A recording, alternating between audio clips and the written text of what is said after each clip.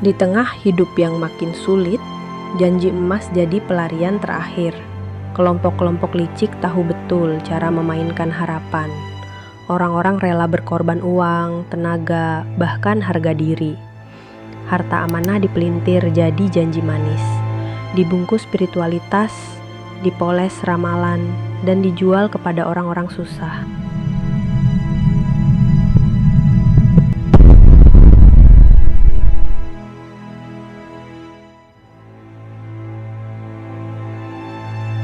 Apakah harta amanah itu benar-benar tanda kemakmuran Nusantara? Atau justru pertanda kehancuran umat? Ada yang menyebutnya Ratu Adil. Yang lain percaya pada Satrio Piningit. Dan sebagian menanti Imam Mahdi. Namun, apa hubungan semua ini dengan harta amanah? Apakah bencana, perang, dan gejolak alam benar-benar tanda cairnya dana ribuan triliun? Jangan tertipu janji emas yang tak pernah datang. Tonton kisah lengkapnya dan buka mata Anda sebelum terlambat. Karena kenyataan yang kita lihat bukan emas, bukan kejayaan, melainkan adu domba, hilangnya akal sehat, dan korban-korban baru. Tentukan sendiri, apakah harta amanah ini jalan menuju kejayaan atau justru jalan menuju kehancuran?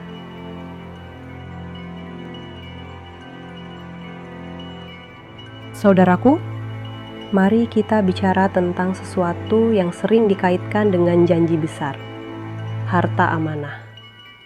Banyak yang percaya harta ini akan membawa kemakmuran dan kebangkitan Nusantara. Namun di baliknya, kita menemukan narasi spiritual, ramalan, hingga kisah-kisah mesianik. Sebagian menyebut akan hadir Ratu Adil. Yang lain menamainya Satrio Piningit. Ada pula yang percaya pada sosok Budak Angon. Di Nusantara, memang banyak ramalan yang mengisyaratkan hadirnya seorang penyelamat. Dalam tradisi Buddha dikenal Maitreya. Dalam Hindu disebut Kalki Avatar. Dalam Islam dinanti Imam Mahdi. Semua keyakinan itu mengarah pada satu sosok mesianik yang dipercaya akan membawa keadilan, kedamaian, dan perubahan besar. Bahkan ada yang mencocok-cocokkan gejolak alam dengan tanda cairnya harta amanah. Gempa, tsunami, perang, dan bencana dianggap pertanda.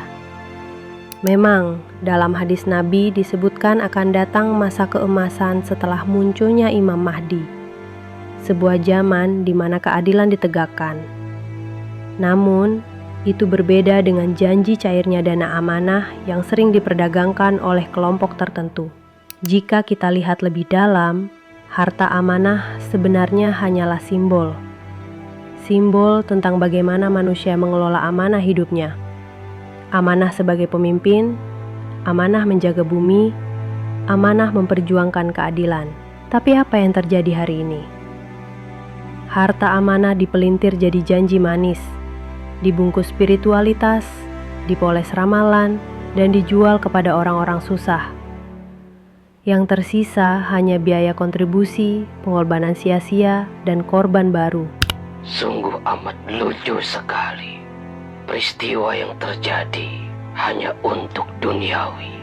Seseorang yang berjuang demi kemerdekaan tidak sama sekali berharap atas harta kekayaan maupun derajat sosial yang akan didapatkan, melainkan Soekarno sendiri pernah berkata, suatu saat nanti daun-daun akan berubah menjadi emas.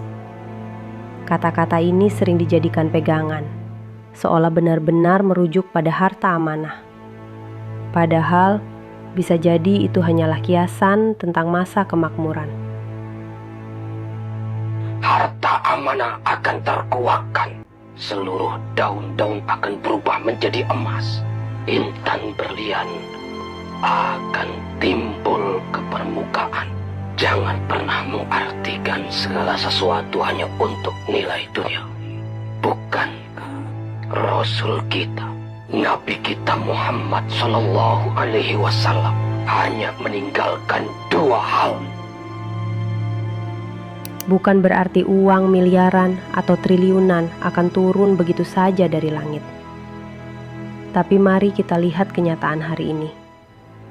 Bukannya membawa kejayaan, justru harta amanah melahirkan adu domba, kecurigaan, dan hilangnya akal sehat. Mengapa begitu banyak orang yang rela berkorban? Mungkin karena janji ini mengisi kekosongan. Di tengah kesulitan hidup, janji emas adalah harapan. Namun, kelompok-kelompok ini pintar memanfaatkan kebutuhan akan harapan, membungkusnya dalam narasi spiritual yang sulit digugat. Orang-orang berkorban uang, tenaga, bahkan harga diri, menunggu janji yang tak pernah terwujud. Dan yang terjadi hanyalah lingkaran kekecewaan. Saudaraku Dana Revolusi, mari kita jujur. Apakah harta amanah ini benar-benar tanda kemakmuran Nusantara menuju kejayaan? Atau justru tanda kehancuran umat, sebuah tanda-tanda akhir zaman? Hasil nyata yang kita lihat bukanlah emas, tetapi perpecahan, hilangnya kesadaran, dan korban-korban baru. Jadi, sebelum kita percaya bahwa daun akan berubah menjadi emas, cobalah lihat dulu kenyataan di sekitar kita. Apakah itu jalan menuju kejayaan, atau justru jalan menuju kehancuran? Daripada menunggu harta yang tak kunjung datang, bagaimana jika kita mulai membangun harta kita sendiri? Harta yang nyata dari kerja keras, inovasi, dan persatuan. Karena kemakmuran sejati tidak datang dari harta yang diklaim, melainkan dari usaha dan keringat kita sendiri. Apa pendapat Anda? Apakah harta amanah ini tanda kemakmuran atau justru tanda kehancuran umat manusia? Tulis di kolom komentar, karena setiap pendapat Anda bisa membuka mata orang lain.